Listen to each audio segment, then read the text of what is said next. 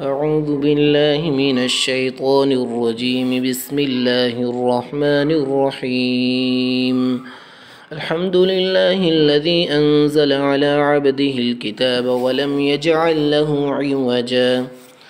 قيما لينذر بأسا شديدا من لدنه ويبشر المؤمنين الذين يعملون الصالحات أن لهم أجرا حسنا ماكثين فيه أبدا وينذر الذين قالوا اتخذ الله ولدا ما لهم به من علم ولا لآبائهم كبرت كلمة تخرج من أفواههم إن يقولون إلا كذبا فلعلك باخع نفسك على آثارهم إن لم يؤمنوا بهذا الحديث أسفا إنا جعلنا ما على الأرض زينة لها لنبلوهم أيهم أحسن عملا وإنا لجاعلون ما عليها صعيدا جرزا أم حسبت أن أصحاب الكهف والرقيم كانوا من آياتنا عجبا إذ أوى الفتية إلى الكهف فقالوا ربنا آتنا من لدنك رحمة وهيئ لنا من أمرنا رشدا فضربنا على آذانهم في الكهف سنين عددا ثم بعثناهم لنعلم أي الحزبين أحصى لما لبثوا أمدا نحن نقص عليك نبأهم بالحق إنهم فتية آمنوا بربهم وزدناهم هدى وربطنا على قلوبهم إذ قاموا فقالوا ربنا رب السماوات والأرض لن ندعو من دونه إلها لقد قلنا إذا شططا هؤلاء قوم اتخذوا من دونه آلهة لولا يأتون عليهم بسلطان بين فمن أظلم ممن افترى على الله كذبا وإن اعتزلتموهم وما يعبدون إلا الله فأووا إلى الكهف ينشر لكم ربكم من رحمته ويهيئ لكم من أمركم مرفقا وترى الشمس إذا طلعت تزاور عن كهفهم ذات اليمين وإذا غربت تقرضهم ذات الشمال وهم في فجوة منه ذلك من آيات الله من يهد الله فهو المهتد ومن يضلل فلن تجد له وليا مرشدا وتحسبهم أيقاظا وهم رقود ونقلبهم ذات اليمين وذات الشمال وكلبهم باسط ذراعيه بالوصيد لو اطلعت عليهم لوليت منهم فرارا ولملئت منهم رعبا وكذلك بعثناهم ليتساءلوا بينهم قال قائل منهم كم لبثتم قالوا لبثنا يوما أو بعض يوم قالوا ربكم أعلم بما لبثتم فبعثوا أحدكم بورقكم هذه إلى المدينة فلينظر أيها أزكى طعاما فليأتكم برزق منه وليتلطف ولا يشعرن بكم أحدا إنهم إن يظهروا عليكم يرجموكم أو يعيدوكم في ملتهم ولن تفلحوا إذا أبدا وكذلك أعثرنا عليهم ليعلموا أن وعد الله حق وأن الساعة لا ريب فيها إذ يتنازعون بينهم أمرهم فقالوا بنوا عليهم بنيانا ربهم أعلم بهم قال الذين غلبوا على أمرهم لنتخذن عليهم مسجدا سيقولون ثلاثة رابعهم كلبهم ويقولون خمسة سادسهم كلبهم رجما بالغيب ويقولون سبعة وثامنهم كلبهم قل ربي أعلم بعدتهم ما يعلمهم إلا قليل فلا تمار فيهم إلا مراء ظاهرا ولا تستفت فيهم منهم أحدا ولا تقولن لشيء إني فاعل ذلك غدا إلا أن يشاء الله واذكر ربك إذا نسيت وقل عسى أن يهديني ربي لأقرب من هذا رشدا ولبثوا في كهفهم 300 سنين وازدادوا 9 قل الله أعلم بما لبثوا له غيب السماوات والأرض أبصر به وأسمع ما لهم من دونه من ولي ولا يشرك في حكمه أحدا واتل ما أوحي إليك من كتاب ربك لا مبدل لكلماته ولن تجد من دونه ملتحدا واصبر نفسك مع الذين يدعون ربهم بالغداة والعشي يريدون وجهه ولا تعد عيناك عنهم تريد زينة الحياة الدنيا ولا تطع من أغفلنا قلبه عن ذكرنا واتبع هواه وكان أمره فرطا وقل الحق من ربكم فمن شاء فليؤمن ومن شاء فليكفر إنا أعددنا للظالمين نارا أحاط بهم سرادقها وإن يستغيثوا يغاثوا بماء كالمهل يشرب وجوه بئس الشراب وساءت مرتفقا إن الذين آمنوا وعملوا الصالحات إنا لا نضيع أجر من أحسن عمل أولئك لهم جنات عدن تجري من تحتهم الأنهار يحلون فيها من أساور من ذهب ويلبسون ثيابا خضرا من سندس واستبرق متكئين فيها على الأرائك نعم الثواب وحسنت مرتفقا واضرب لهم مثل الرجلين جعلنا لأحدهما جنتين من أعناب وحففناهما بنخل وجعلنا بينهما زرعا كلتا الجنتين آتت أكلها ولم تظلم منه شيئا وفجرنا خلالهما نهرا وكان له ثمر فقال لصاحبه وهو يحاوره أنا أكثر منك مالا وأعز نفرا ودخل جنته وهو ظالم لنفسه قال ما أظن أن تبيد هذه أبدا وما أظن الساعة قائمة عظيمة ولئن رددت إلى ربي لأجدن خيرا منها منقلبا. قال له صاحبه وهو يحاوره أكفرت بالذي خلقك من تراب ثم من نطفة ثم سواك رجلا لكن هو الله ربي ولا أشرك بربي أحدا. ولولا إذ دخلت جنتك قلت ما شاء الله لا قوة إلا بالله إن ترني أنا أقل منك مالا وولدا فعسى ربي أن يؤتيني خيرا من جنتك ويرسل عليها حسبانا من السماء فتصبح صعيدا زلقا أو يصبح ماؤها غورا فلن تستطيع له طلبا. وأحيط بثمره فأصبح يقلب كفيه على ما أنفق فيها وهي خاوية على عروشها ويقول يا ليتني لم أشرك بربي أحدا ولم تكن له فئة ينصرونه من دون الله وما كان منتصرا. هنالك الولاية لله الحق هو خير ثواب وخير عقبا.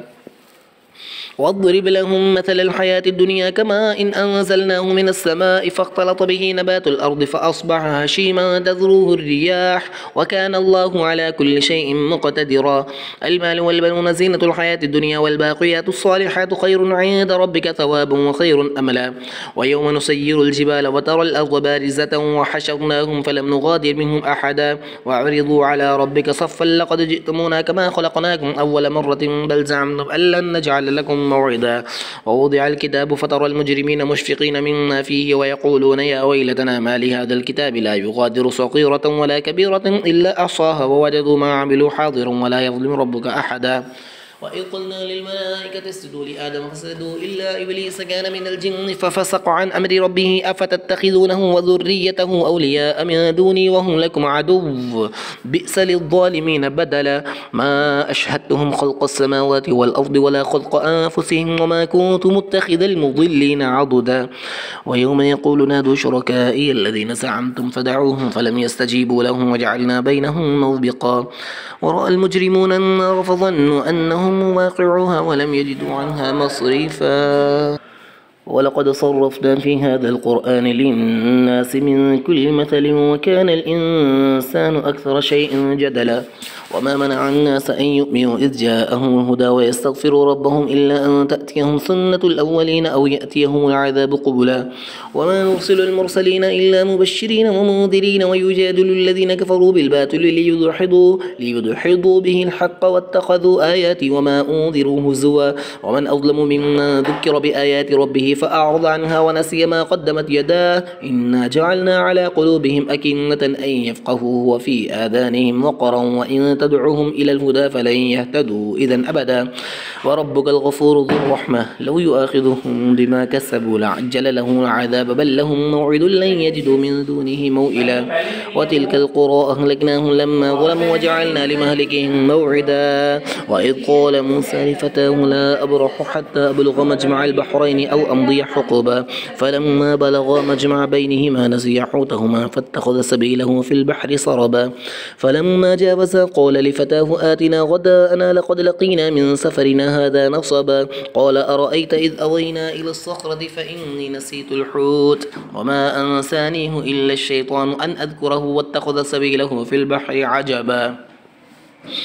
قال ذلك ما كنا نبغي فارتدا على آثارهما قصصا فوجدا عبدا من عبادنا آتيناه رحمة من عندنا وعلمناه من لدنا علما. قال له موسى هل أتبعك على أن تعلمني مما علمت رشدا. قال إنك لن تستطيع معي صبرا وكيف تصبر على ما لم تحط به خبرا. قال ستجدني إن شاء الله صابرا ولا أعصي لك أمرا. قال فإن اتبعتني فلا تسألني عن شيء حتى أحدث لك منه ذكرا. فانطلقا حتى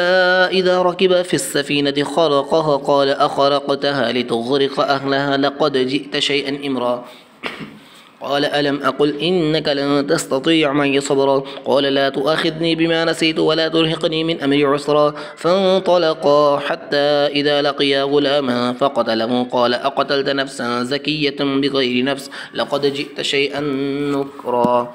قال ألم أقل لك إنك لن تستطيع معي صبرا. قال إن سألتك عن شيء بعدها فلا تصاحبني قد بلغت من لدني عذرا. فانطلقا حتى إذا أتيا أهل قرية استطعما أهلها فأبوا أن يضيفوهما فوجدا فيها جدارا يريد أن ينقض فأقامه قال لو شئت لاتخذت عليه أجرا قال هذا فراق بيني وبينك سأنبئك بتأويل ما لم تستطع عليه صبرا أما السفينة فكانت لمساكين يعملون في البحر فأردت أن أعيبها وكان وراءهم ملك يأخذ كل سفينة غصبا وأما الغلام فكان أبواه مؤمنين فخشينا أن يرهقهما طغيانا وكفرا فأردنا أن يبدلهما ربهما خيرا منه زكاة وأقرب رحما وأما الجدار فكان لغلامين يتيمين في المدينة وكان تحته كنز لهما وكان أبوهما صالحا فأراد ربك أن يبلغا أشدهما ويستخرجا كنزهما رحمة من ربك